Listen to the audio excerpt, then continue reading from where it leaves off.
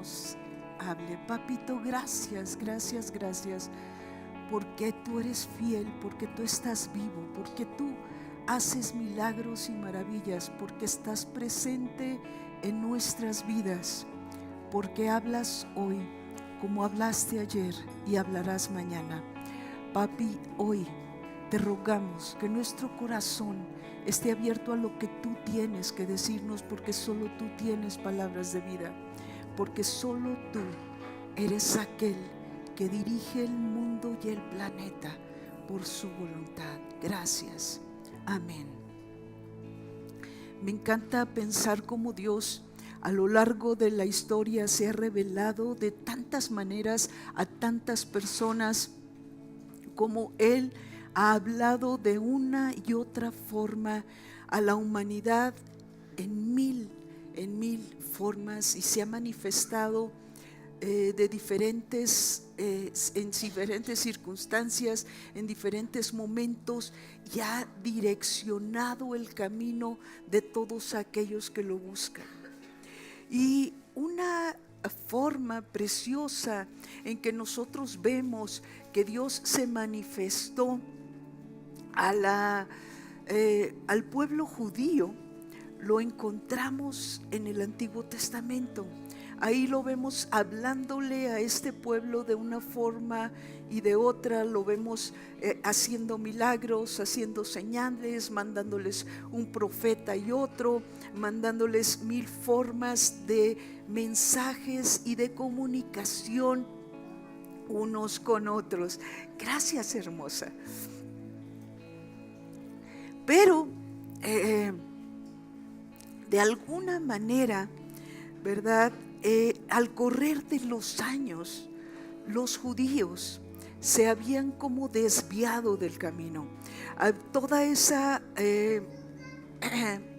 relación preciosa que pudieron tener con Dios, la habían encajonado, la habían encerrado en una tradición y en formas cuadradas de buscar esa revelación de Dios que antes tenían directamente.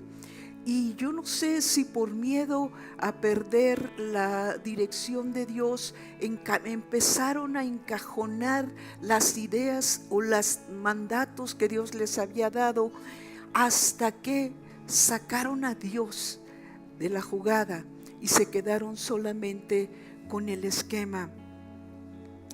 Dios había tenido una relación viva y vibrante con ellos, ¿verdad? Y ellos habían perdido esta relación y simple y sencillamente habían pensado que lo seguían sirviendo, pero servían a una religión o a un esquema o a una forma lejos de lo que Dios realmente estaba queriendo pues hablarles o decirlos.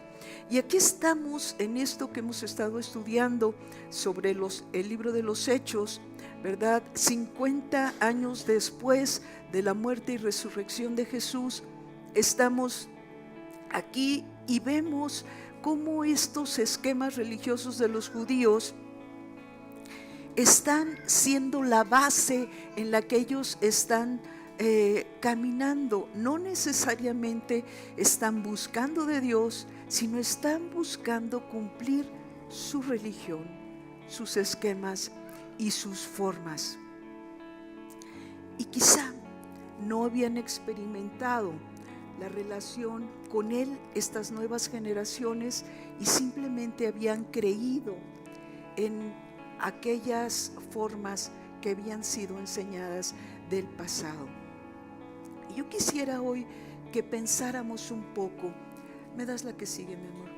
¿Qué tanto nosotros estamos viviendo en el esquema que aprendimos, en las formas religiosas que nos enseñaron, en las tradiciones que traemos de nuestra cultura mexicana tan arraigadas, en las celebraciones de ciertas formas que nada tienen que ver con Dios? ¿Qué tanto de lo que decimos hacer para Dios tiene algo que ver con Dios? que tanto de las religiones tradicionales tienen que ver con Dios, que tanto de estas fiestas, de estas formas, de nuestra relación de todos los días, tiene que ver con Dios. A veces nos hemos perdido de la revelación y hemos dejado justamente a Dios ahí en los escombros. Yo no sé si ustedes conocen la historia del Taj Mahal, pero a mí esto me recuerda exactamente lo que a veces nos pasa en la relación que nosotros tenemos con Dios. El Taj Mahal es una obra impresionante, si no lo han visto en algunas fotografías, por dentro, por fuera, cada detalle, cada minúsculo centímetro de construcción es una obra de arte.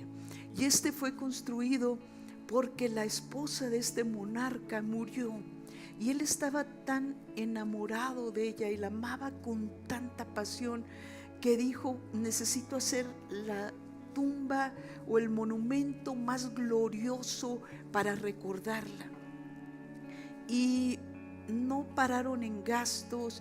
El arquitecto o el director de la obra se esmeró, había 1000 gentes trabajando, estuvieron ahí por años construyendo esto y cada vez será una mayor extravagancia lo que se hacía, y llevaban el féretro de la esposa ya para tenerlo cerca de saber dónde lo iban a poner, y seguían construyendo, etcétera. Y un día el monarca entra y se queda admirado de todo lo que está viendo y dice: ¿y qué hace esta caja aquí? Está quitando la belleza de todo lo más, tírenla por favor. Y cuando se dan cuenta, lo que habían tirado era justamente los restos de la esposa para lo que habían construido este lugar. ¿Cuántas veces nosotros hemos construido ideas de Dios, ideas para Dios? Hemos construido según nosotros algo para agradarlo y simplemente lo sacamos de aquella construcción. Y yo quisiera preguntarte: ¿cómo está tu vida hoy? Todo lo que haces, venir a la iglesia los domingos, conectarte los miércoles, ir al estudio los jueves, buscar escuchar alabanzas entre semana, todo lo que haces realmente es por buscar intimidad con Dios, o simplemente nos acostumbramos a las formas, construimos algo glorioso, ya tenemos una iglesia linda, Genuine ha dado todas las facilidades para que estemos aquí bien felices, nos reunimos todos bien hermosos y tenemos nuestra construcción preciosa de la iglesia que queríamos que fuera una iglesia orgánica, viva, donde la gente realmente pueda sentirse a gusto y hagamos buenas amistades. ¿Y Dios?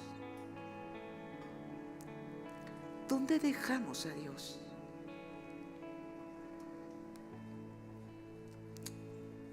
Me das la que sigue, mi amor. En este contexto esta es lo que me hace reflexionar cuando nosotros leemos este capítulo 24, que es del que hoy estaremos hablando. Estamos llegando a este juicio de Pablo, como hemos estado viendo, y la predicación buenísima de la nuca. Lástima que no se grabó la semana pasada, ojalá que la repitas para que quede constancia de ella, porque creo que era muy importante todo lo que ella dijo la semana pasada en cuanto a lo que está sucediendo con Pablo y la aplicación que tiene para nuestras vidas, ¿verdad? Pero lo mandaron a apresar en Jerusalén y ahora él está enfrentando una serie de juicios. Y ahora lo llevan a este lugar precioso, a este lugar magnífico donde se encuentra el gobernador Félix. Y ahí, en este lugar de gobierno del año 57 después de Cristo, se sucede en lo que pareciera un juicio y que no está nada diferente a lo que hoy podríamos leer en las noticias o ver en nuestro noticiero favorito. Estamos hablando de un gobernante mal plan, lejos de toda justicia, al que se le adula en la forma más exagerada y además mentirosa, por supuesto. Y estamos hablando de gente en contra de la verdad, que está enjuiciando a aquellos que hablan la verdad o que se comportan con justicia, sin elementos de juicio, sin testigos, solamente emitiendo mentiras para quitarlo de en medio, porque nos está estorbando a nuestros planes corruptos o nuestra forma de vida que nosotros tenemos. Y si me acompañan a leer, mi amor, no sé si nos puedes poner por favor ahí, dice: 5 días después, el sumo sacerdote Ananías bajó a Cesarea con algunos de los ancianos y un abogado terrible llamado Tértulo, para presentar ante el gobernador las acusaciones contra Pablo. Cuando se hizo comparecer al acusado, Tértulo expuso su caso ante Félix y le dijo: ahora voy a hacer un paréntesis aquí. Según los historiadores, este Félix era el hombre más corrupto, más infame, más lujurioso, esa es la palabra que usan los historiadores, que había. Entonces, él era el primer gobernador que había sido esclavo y ahora había llegado a obtener este puesto, y entonces se creía terrible y abusaba en una forma muy espeluznante de su postura. Y a el abogado mal plan que llevan la élite religiosa, le dice: excelentísimo Félix, bajo su mandato hemos disfrutado de un largo periodo de paz y gracias a la previsión suya se ha llevado a cabo reformas en pro de la nación. Había matado a cuantos se le ponían enfrente, había hecho cualquier cantidad de cosas, pero según el abogado habían vivido en paz y habían sido lo mejor. Y entonces todavía le dice: en todas partes y en toda ocasión reconocemos esto con profunda gratitud. Bueno, que les preguntaran a los gobernados a ver si esto era real. Pero a fin de no importunarlo más, le ruego que con toda bondad, con la bondad que lo caracteriza, a este terrorífico personaje nos escuche brevemente. Hemos descubierto que este hombre es una plaga que por todas partes anda provocando disturbios entre los judíos, es cabecilla de una secta de los nazarenos, incluso trató de profanar el templo. Por eso le pedimos, lo prendimos. Usted mismo, al interrogarlo, podrá cerciorarse de la verdad de todas las acusaciones que presentamos contra él. Los judíos corroboraron la acusación afirmando que todo era cierto. Gracias, mi amor. Sí, vamos a la 4, por favor. Ok, esta élite religiosa del momento representaba justamente el sistema religioso que había en esa época.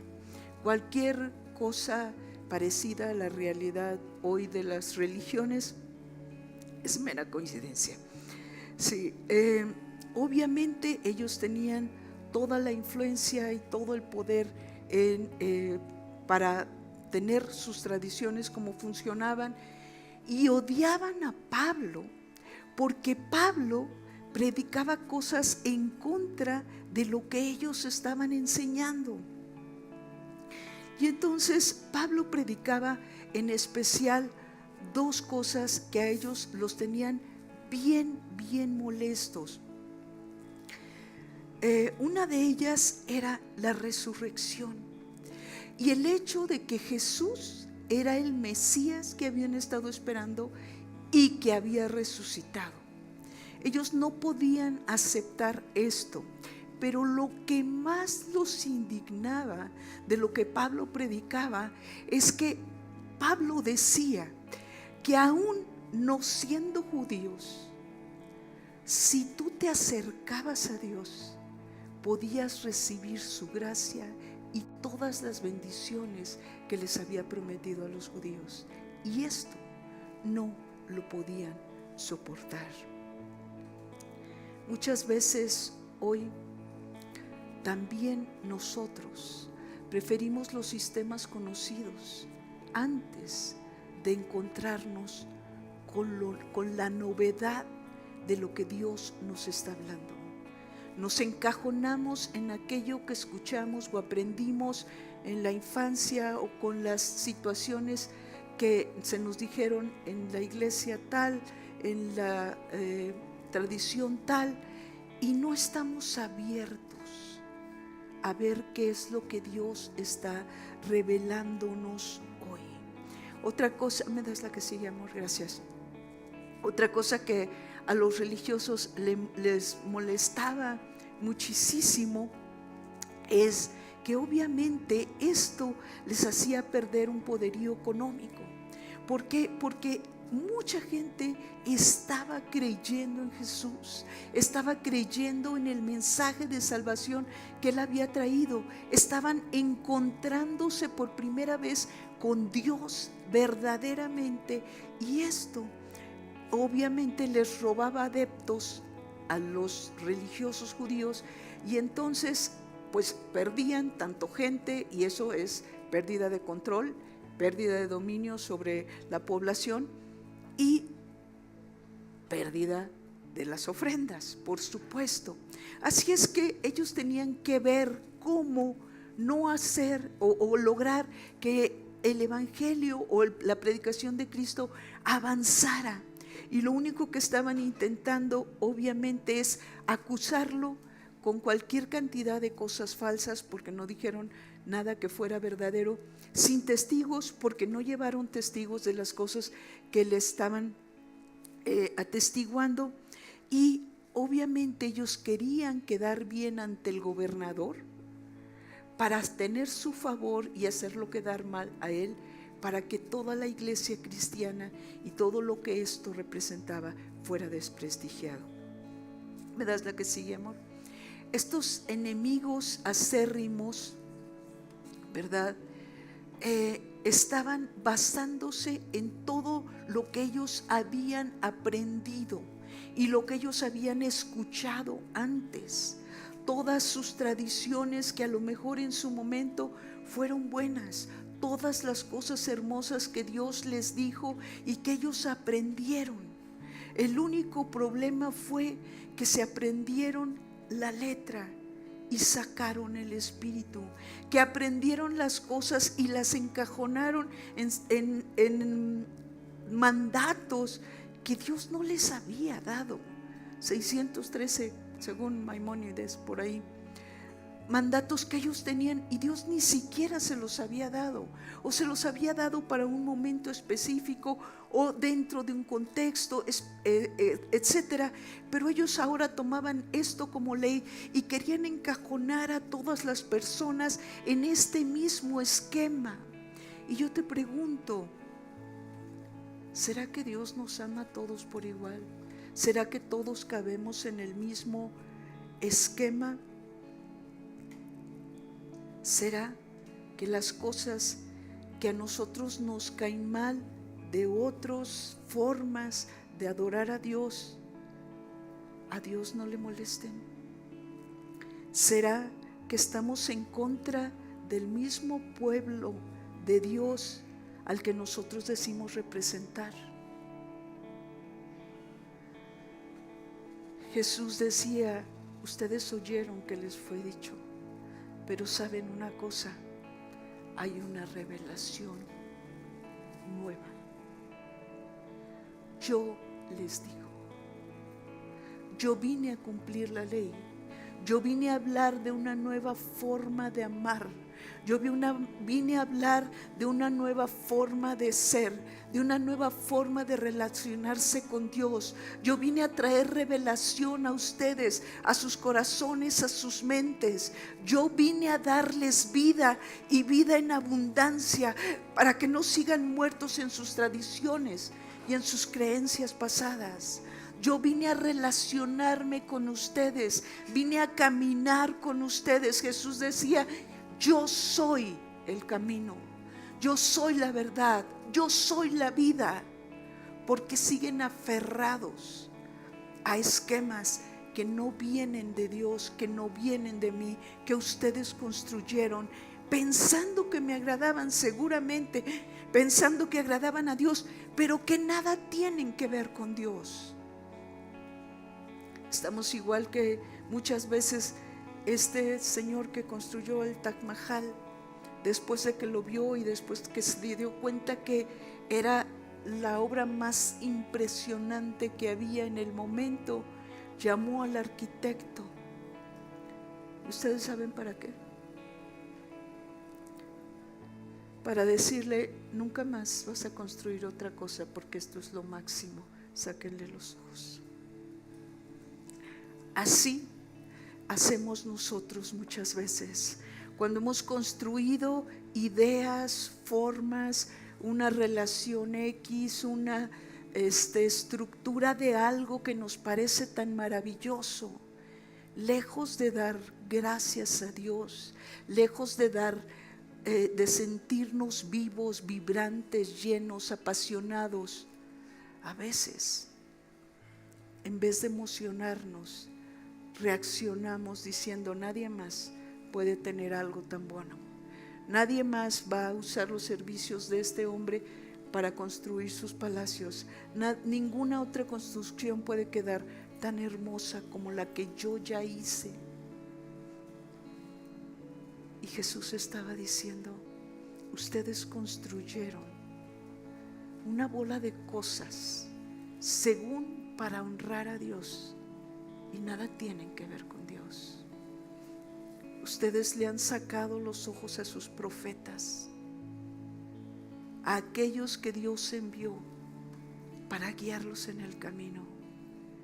Ustedes han echado por tierra las cosas que Dios les ha hablado acerca de la gente preciosa que Él ha puesto a su lado, porque no quieren salir de sus propias ideas o frustraciones mentales. Ustedes han pasado por alto las palabras de amor de los ángeles que yo he puesto a su alrededor en forma de personas para guiarlos, simple y sencillamente porque construyeron una idea en base a algo que antes escucharon. Pero yo les digo, hay una nueva revelación, hay un nuevo momento. Cuando leímos el capítulo 22 hace 2 semanas, nos damos cuenta que todos estaban escuchando, si ustedes recuerdan, muy atentos, la disertación de Pablo, el discurso que él estaba dando. Pero de pronto todos se enojan, si ustedes recuerdan el pasaje, y si no, los invito a que lo lean. De pronto Pablo está hablando y todo el mundo bien atento, porque aparte les está hablando en su idioma y están bien apantallados de todo el conocimiento que Pablo tiene, y de pronto se enojan. ¿Por qué no se enojaron antes? ¿Qué fue lo que los hizo enojar de pronto? Lo que los hizo enojar, según dice el versículo 21, es: el Señor me dijo, vete ahora, te enviaré muy lejos, a donde están los que no son judíos. ¿Cómo? Ellos no podían aceptar esto. Esto no había sido dicho antes. Ellos sabían que ellos eran el pueblo escogido, que Dios les había dado grandes promesas, y ellos no podían aceptar que ahora este personaje fuera enviado a hablarle a la gente que no era judía, que no tenía que ver con Dios, que no había conocido a Dios como ellos lo habían conocido, y no podían aceptar que ahora Dios dijera: pues ¿saben qué? No solo el pueblo judío, cualquiera que quiera escuchar mi voz va a ser bendecido. Cualquiera, no importa si antes fue musulmán o budista o shintoísta o de la nueva era o lo que sea, el que se quiera acercar a mí, ese va a tener mis bendiciones y mi abundancia. Y ellos dijeron: no, ¿cómo se te ocurre? O sea, eso no, nosotros somos los elegidos. Y dice ahí el capítulo que se empezaron a echar polvo, como diciendo: para nosotros este hombre está muerto. Nada tiene que ver con nosotros y no queremos saber nada de lo que habla, de lo que dice, por más erudito que sea o por más reconocido. No, gracias mi amor. No queremos saber de él. ¿Y sabes cuántas veces nosotros hacemos lo mismo? Ay, no, es que en aquella congregación usan falda larga y velo. Esos no son de los elegidos. No, y es que en la otra congregación resulta que cantan con panderos. Y en la otra resulta que no siguen la predicación en orden cronológico, los libros. Y en la otra, venga el chiste para acá. Sí, ¿cuáles son las cosas que nosotros pensamos que deberían de hacer los demás? Cuando Dios dijo: solo yo veo el corazón. Yo sé si me están agradando o no me están agradando. Yo sé si los pentecostales o los católicos o los bautistas, yo sé quiénes de ahí me pertenecen. Cada uno, dijo Pablo, construya con heno, con paja, con hojarasca, con lo que sea, pero cada uno diga: las mujeres pueden hablar en la congregación, o que se sienten, o digan lo que quieran. ¿Saben una cosa? El día del juicio yo voy a decir quién construyó de acuerdo a lo que yo dije. En tanto, ni tú ni yo estamos puestos aquí para juzgar cómo construyen los demás, cómo adoran los demás, cómo buscan los demás a Dios. Estamos aquí para nosotros crecer y buscar a Dios desde nosotros, desde nuestra intimidad con Él, desde nuestra relación con Él, desde la profundidad de lo que Él puede darnos a nosotros, desde el gozo de poder compartir en este espacio con nuestros hermanos la palabra. ¿Qué es lo que Dios te está revelando hoy? ¿Qué es aquello de lo que tú tienes que deshacerte? Porque traías tan clavada esta idea que hoy no puedes cambiarla. Porque a ti te enseñaron a que había que celebrar el Día de Muertos, y entonces ahora yo pongo el altar y no sé qué, y ya vine a Cristo y ya aprendí que en Él hay vida y que X, y no puedo quitarme mis tradiciones antiguas. Y sigo pensando que los muertos van a venir a comer ahí las ofrendas que les pongamos. Y estoy poniendo un ejemplo a lo mejor trivial o inadecuado para este lugar, pero estoy queriendo decirte cuáles son las cosas que a ti te enseñaron en tus tradiciones sociales o religiosas de las que no te puedes salir, porque no estás listo o escuchando que Dios te dijo, tú oíste que antes fue dicho, pero hoy yo te estoy diciendo que hay un mover diferente, que hay una revelación diferente, que hay una forma diferente de vivir, y a esa es a la que te estoy invitando. ¿Me das la que sigue, mi amor, por favor? ¿De cuántas cosas estás en contra? Porque simple y sencillamente fuiste formado con una idea diferente y te cuesta trabajo pensar que hay algo nuevo. Dios no es un Dios estático. Dios sigue creando estrellas todos los días. Dios sigue creando especies animales todos los días.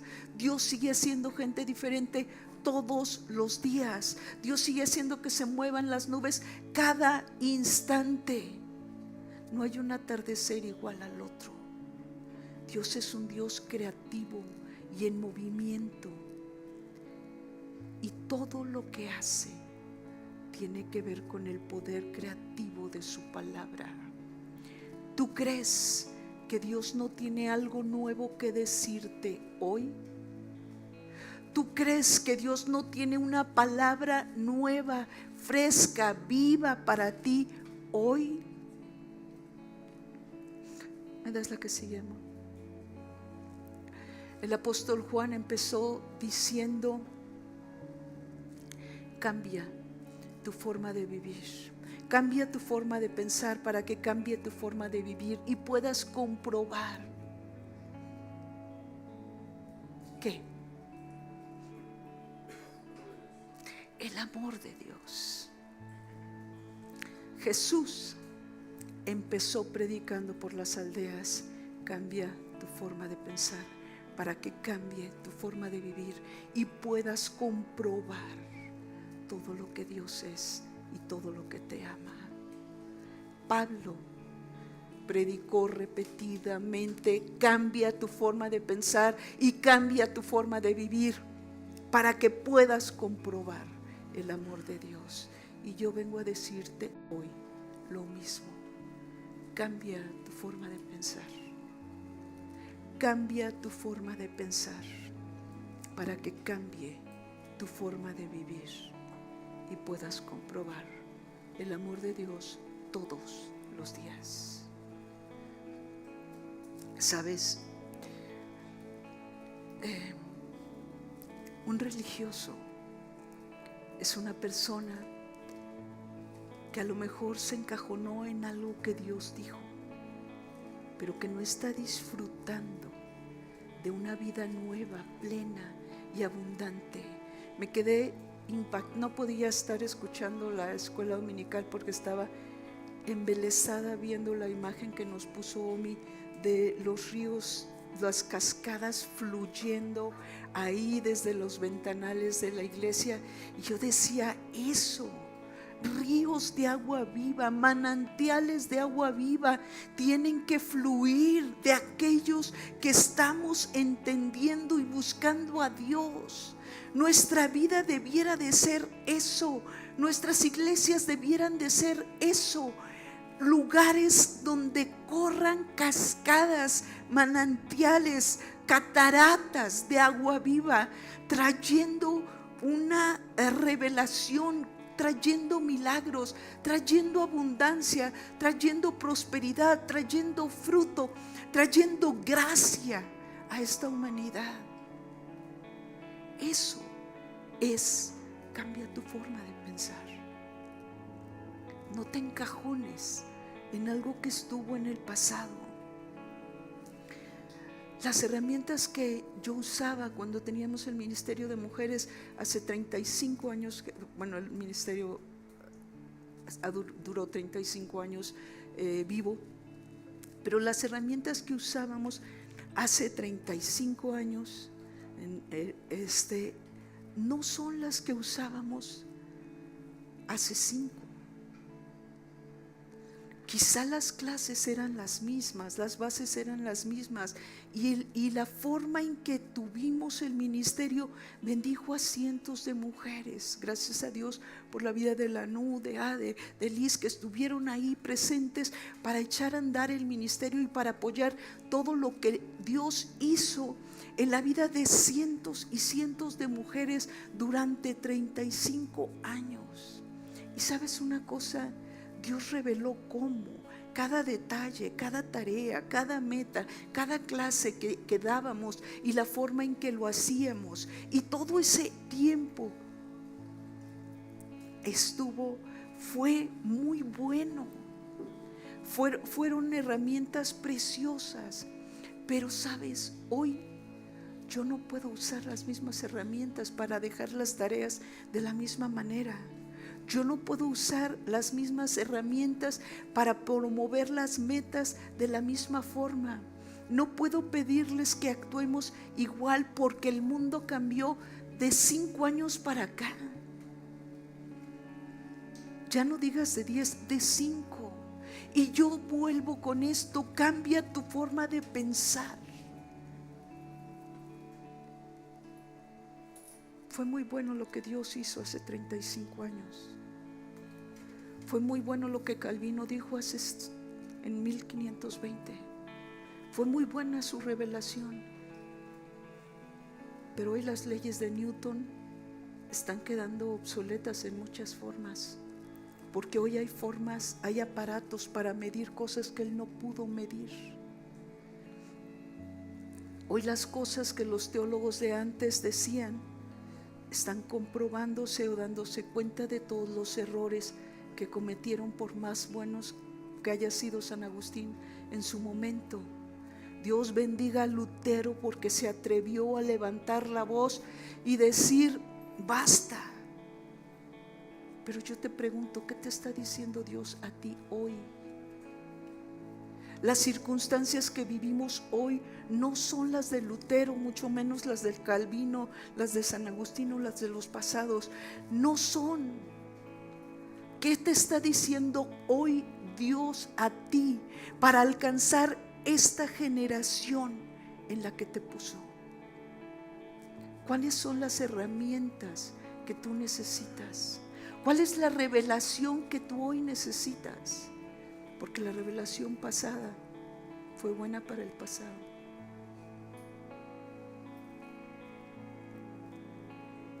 Hoy necesitamos que el Espíritu nos dé nuevas herramientas, una nueva revelación, nuevas formas. Hoy necesitamos más que nunca clamar a Él para decir: Dios, ¿qué voy a hacer hoy? Ante las circunstancias que yo enfrento hoy, ante el mundo que vivimos hoy, ante la complicación del país en la que estamos, ante las problemáticas mundiales, ¿cómo voy a mantener mi paz? Y no solo eso, ¿cómo voy a hacer luz a este mundo? No al mundo de Lutero, a este mundo.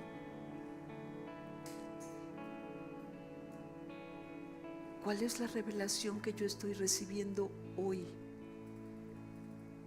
para este momento? No para hace 5 años. Hablábamos en la escuela dominical, nos decía Lanú: Dios nos poda porque los frutos que se quedaron en el árbol ya se hicieron viejos y se pudrieron. Cada día tenemos que dar nuevo fruto. Cada día tenemos que buscar la revelación para ese día. Cada día tenemos que estar conectados a la fuente de agua viva para realmente fluir como cataratas.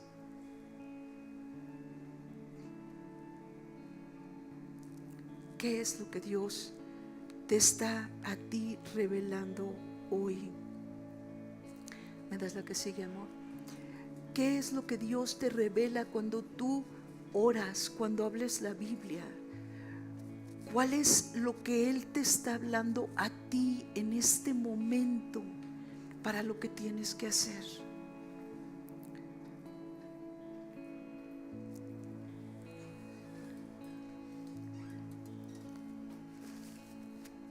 Pablo hablaba para su momento, para su generación, para sus circunstancias. Y muchas de las cosas que él hablaba en ese momento para esa gente, seguramente hoy las modificaría. Ayer tomábamos un curso sobre escritura de cuentos y literatura, y decían: ¿cómo vas hoy a presentarle una parábola a un niño?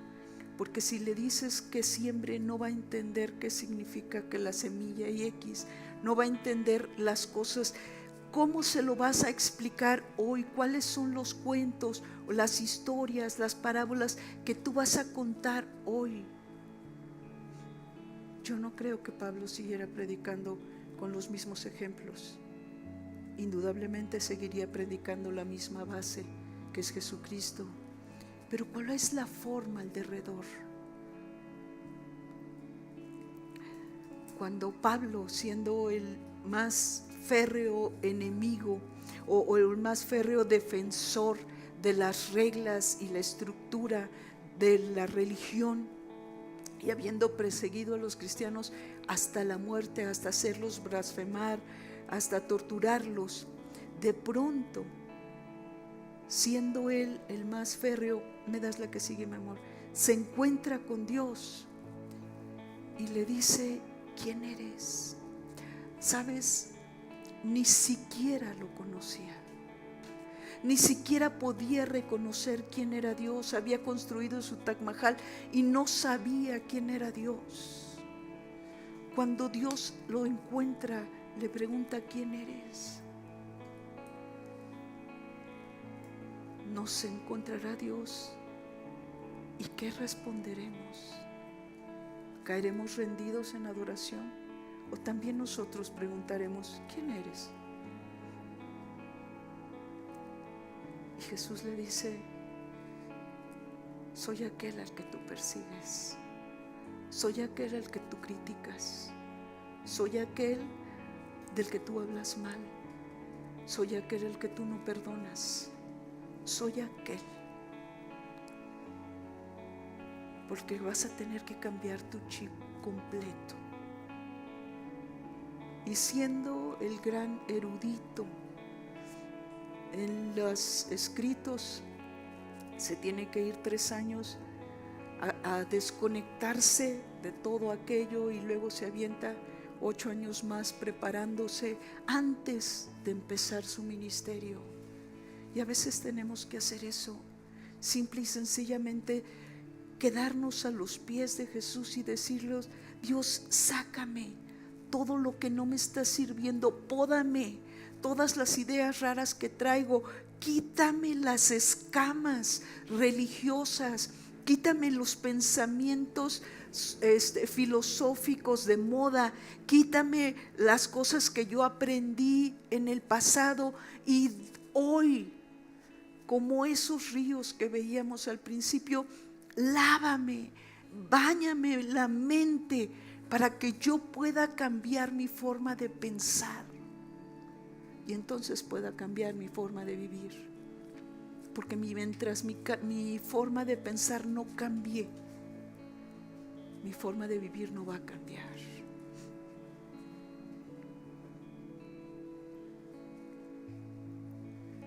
¿Quién eres?, le preguntó Pablo a Jesús.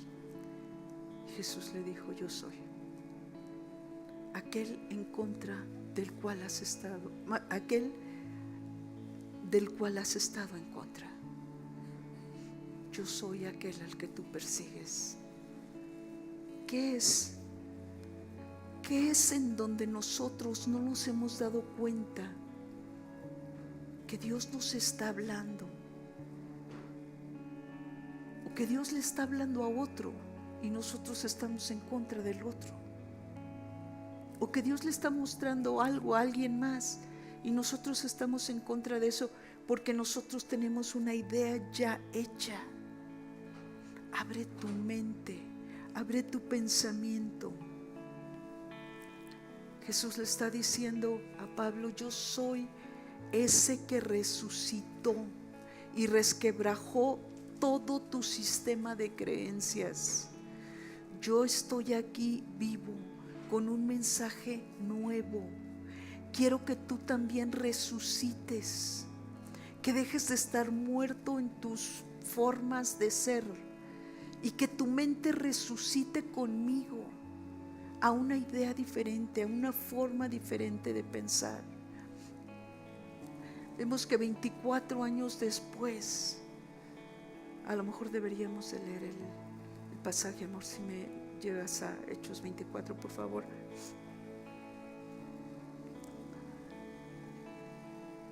Como en el 11. Gracias. Gracias.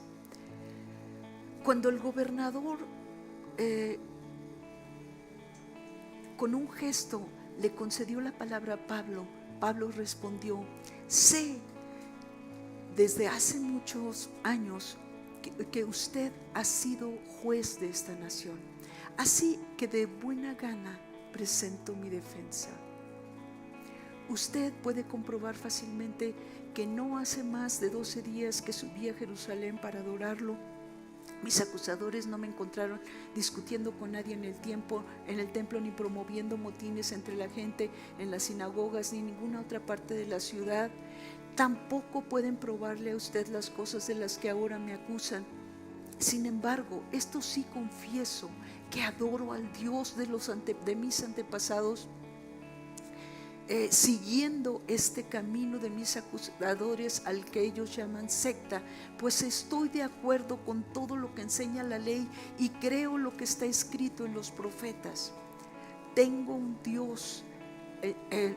en Dios la misma esperanza que estos hombres profesan, de que habrá una resurrección entre los justos y los injustos. Me encanta porque ni siquiera está diciendo estos son unos tales por cuales que no creen en Dios.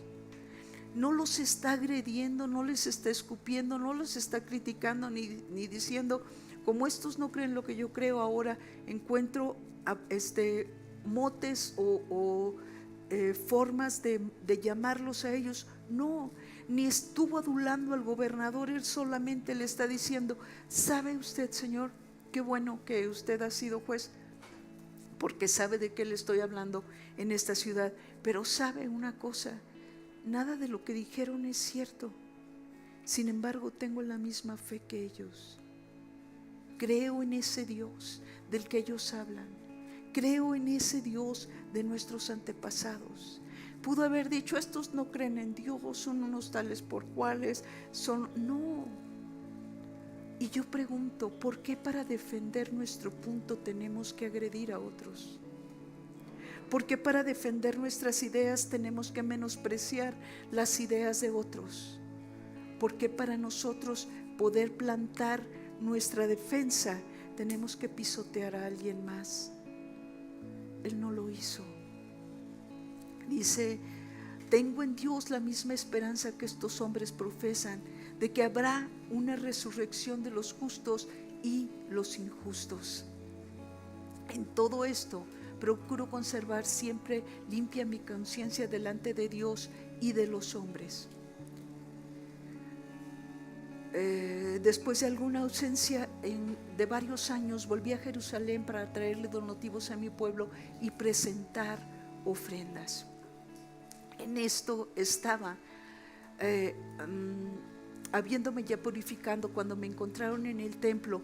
No me acompañaba ninguna multitud, ni estaba implicado con ningún disturbio. Los que me vieron eran algunos judíos de la provincia de Asiria, y son ellos los que deberían de estar aquí siendo los testigos para que usted pudiera formularles las acusaciones, si es que algo tienen contra mí. Hasta ahí, mi amor, gracias.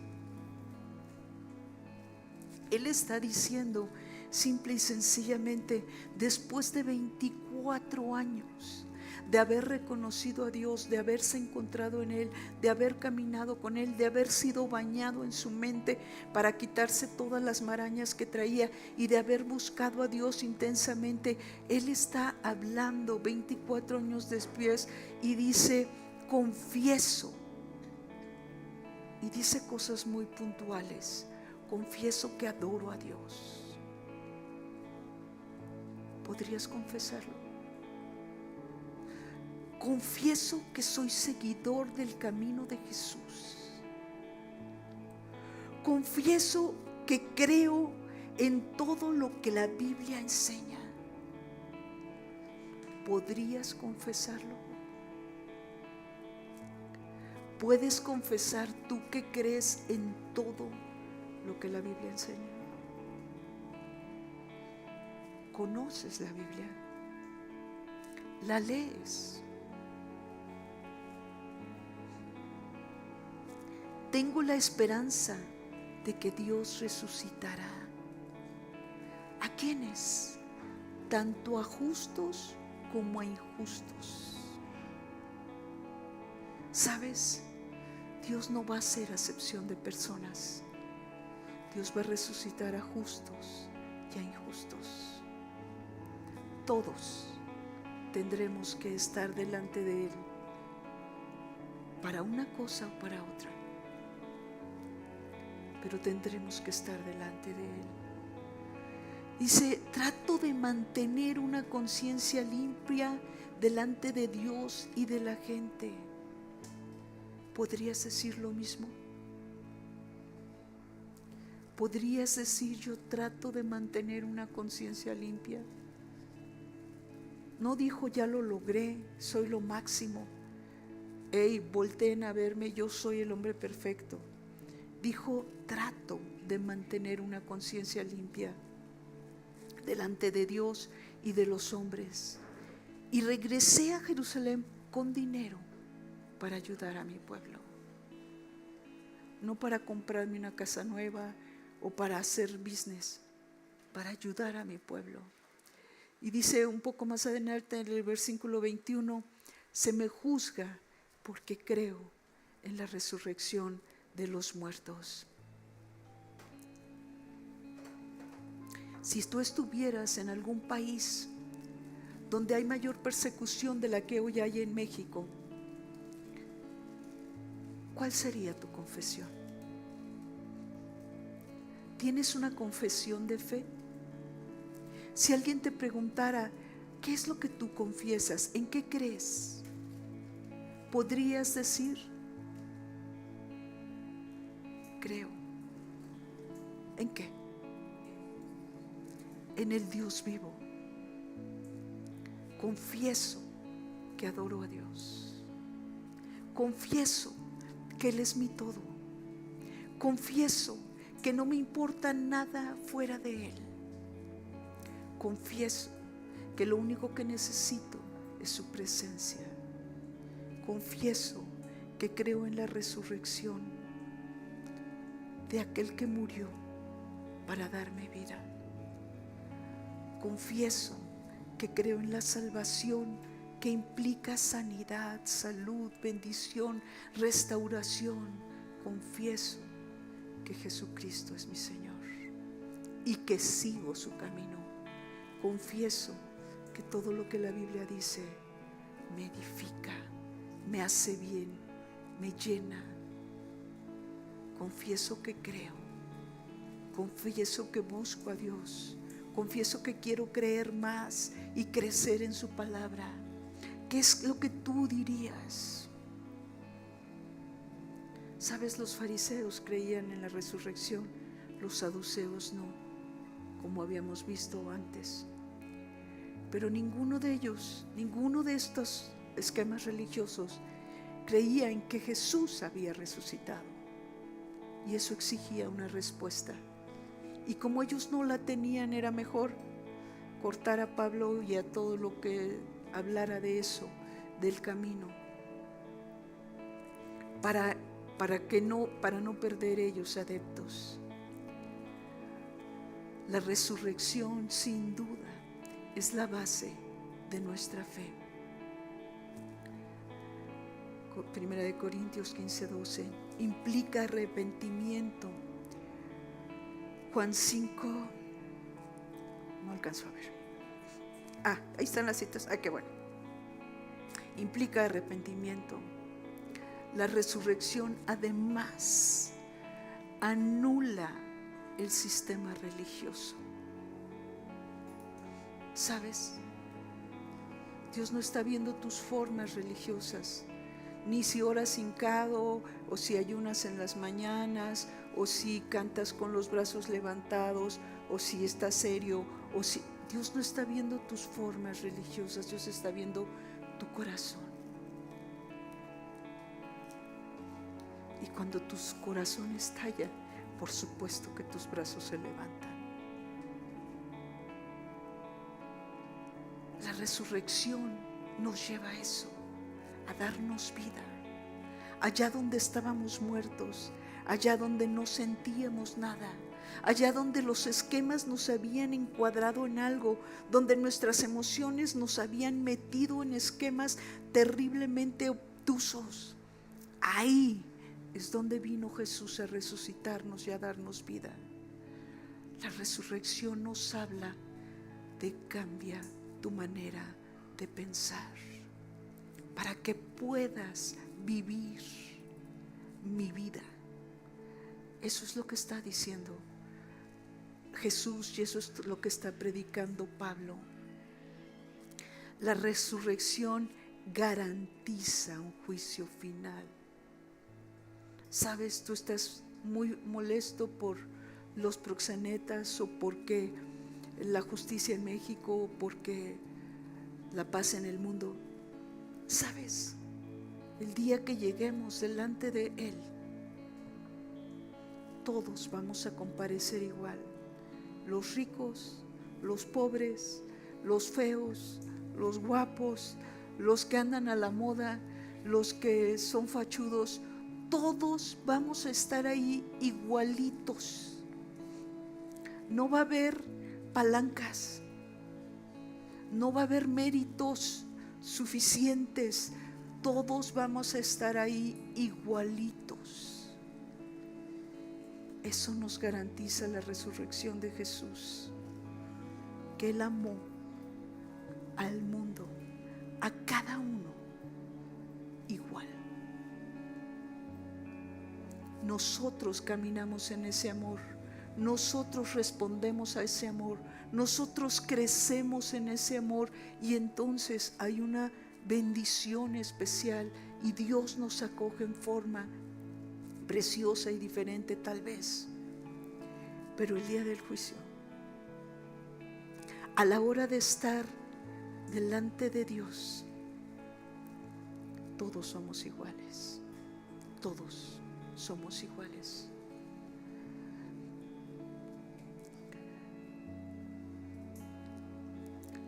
Félix el gobernador, aquel injusto, estaba tan intrigado porque sí conocía todo esto del grupo religioso que se estaba formando de los seguidores de Jesús, y estaba tan intrigado que dice la palabra que lo mandaba a traer a Pablo de pronto para hablar con él, pero no soportaba que le hablara ni del juicio ni del arrepentimiento.